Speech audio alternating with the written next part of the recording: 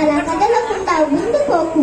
ఉద్యోగం పోయిందని, వ్యాపారం దెబ్బతినిందని, స్నేహితుడు మోసం చేశాడని, ప్రేమించిన వారు వదిలి వెళ్ళిపోయారని అలా ఉండిపోతేనా?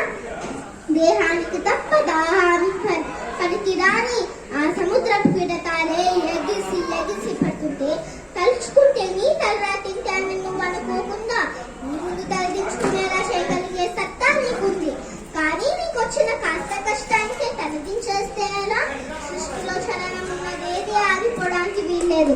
పారే నది, వీచే గాలి, ఊగే చెట్టు, ఉదయించే సూర్యుడు అనుకున్నది సాధించాలని నిరూపణ శక్తి కసి కసిగా ప్రవహిస్తుంది.